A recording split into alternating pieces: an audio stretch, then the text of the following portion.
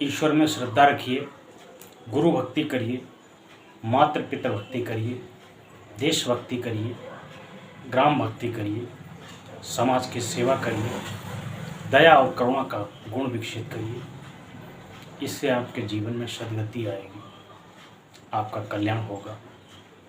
रूढ़िवादी परंपरा, अंधविश्वास, पाखंड में मत पड़िए। इससे समाज में गलत संदेश जाता है और समाज गलत मार्ग पर चलने के लिए तैयार हो जाता है। कुछ पुरानी रूढ़िवादी परंपरा हैं जो विसंगति हैं, आज भी लोग उनमें अंधविश्वास, ढोंग, पाखंड, आडंबर करते हैं। उसके विषय में मैं आपको बताना चाहता हूँ कि एक किसान था, वह अपनी मेहनत से खेतीबाड़ी करता था और बड़ी मेहनत से फसल उगाता था। समय समय पर खाद पानी बीज देता था, गुड़ाई निराई करता था, सुबह शाम उसको प्रतिदिन देखता था। उसकी देखरेख और उसकी मेहनत से उसकी फसल बहुत अच्छी होती थी। उस एरिया में सबसे टॉप का किसान था। एक दिन खेत पर जाते समय उसकी एक चप्पल टूट गई, उसकी ज्योति खराब हो गई। किसान मेहनत से पैसा पैदा करता था तो अपने पैसे की कीमत को भी समझता था। उसने विचार किया कि एक चप्पल टूट गई है, दूसरी चप्पल सही है, इसका क्या करें। उसके मन में भाव आया कि कभी एक चप्पल अगर दूसरी टूट जाएगी तो इसके साथ में उसको मिला करके 2 चप्पलें हो जाएंगी और मेरा खेतीबाड़ी में काम चलता रहेगा। इसलिए वह एक टूटी हुई चप्पल को एक पेड़ की शाखा में बांध देता है ताकि आगे चल के कभी एक चप्पल टूटेगी तो 2 चप्पलें बना करके खेत में काम करने के लिए चप्पलें काम में आएंगी। ऐसा वो सोचता है और चप्पल बांध के चला जाता है। एक व्यक्ति वहाँ से और निकलता है, वह देखता है कि पेड़ में चप्पल बंधी है, वह भी अपनी एक चप्पल बांध देता है। धीरे धीरे समय बढ़ता गया, फसल अपने समय पर पक जाती है, फसल काटी जाती है तो उस क्षेत्र में सबसे अधिक फसल उसके खेत में होती है। अंधविश्वास लोग, रूढ़िवादी लोग विचार लगाते हैं कि इसने चप्पल चढ़ाई तो इसके खेत में फसल अधिक उत्पन्न हुई। सब लोग धीरे धीरे उसी पेड़ पर एक एक चप्पल बांधने लगते हैं और चप्पल बांधते बांधते उस पेड़ में सैकड़ों की संख्या में चप्पलें होने लगती हैं। हर एक किसान चप्पल बांधता है कि इनकी फसल की तरह मेरी भी फसल हो जाए। ऐसा सोच के लोग चप्पल बांधते हैं, लेकिन ये नहीं देखते हैं कि ये किसान कितनी मेहनत करता है और समय समय पर खाद पानी बीज देता है, तब जाके इसकी फसल इतनी बेहतर हुई है। तो इस प्रकार के ढोंग, पाखंड, आडंबर में हमको नहीं पड़ना है। हमको बुद्धि विवेक से कार्य करना है, अपने बुद्धि विवेक से कार्य करना है।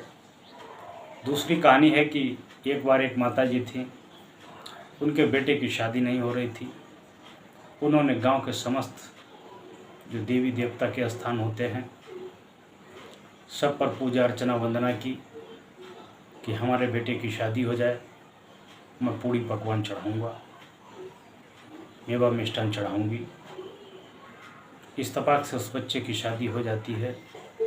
वो माँ वृद्ध होती है, अपना वचन निभाती है, गांव के समस्त स्थानों पर पूड़ी पकवान, मिठाई, मालपुआ सब चढ़ाती है। आपने अक्सर देखा होगा कि गांव में जब किसी की शादी ब्याह होता है तो कहते हैं तेल चढ़ाना की रस्म होती है। उसमें गांव के समस्त जितने भी देवस्थान कहे जाते हैं सब पर माँ बहन पूड़ी पकवान, मेवा मिष्ठान लेकर के जाती हैं और उस पर चढ़ाती हैं।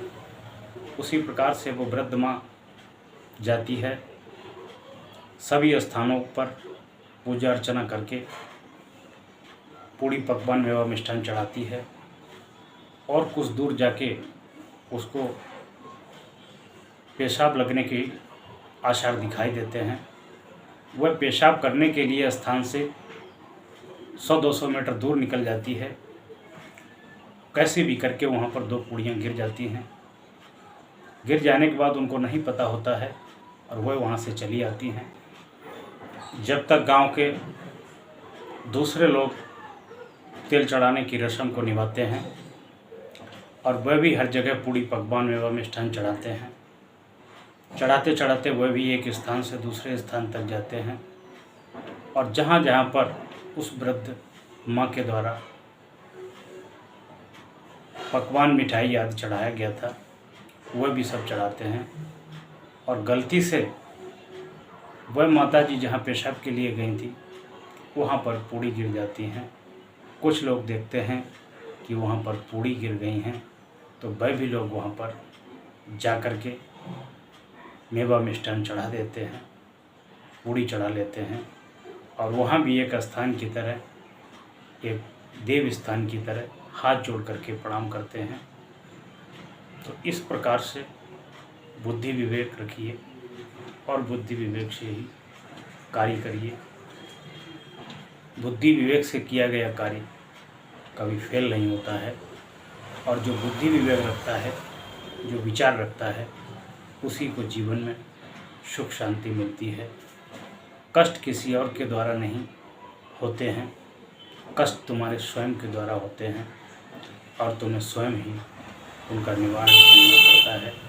यदि कांटा आपके लगा है तो कांटा आपको ही निकालना पड़ेगा, कोई दूसरा निकालना नहीं आएगा। इसलिए ये मानव जीवन है, यहाँ संभल कर चलिए, संभल कर देखिए, क्योंकि यहाँ पर विद्रोह करने वाले, ढोंग पाखंड करने वाले, अपना उल्लू सीधा करने वालों की कमी नहीं है। आप अपने बुद्धि से, अपने विवेक से अपना विकास करिए, अपना कल्याण करिए। और मानव जीवन, मानवता कहती है अपने कल्याण के साथ साथ औरों का भी कल्याण करिए, तभी हम मानव कहलाने योग्य हैं। वरना खाना पीना सोना भोगना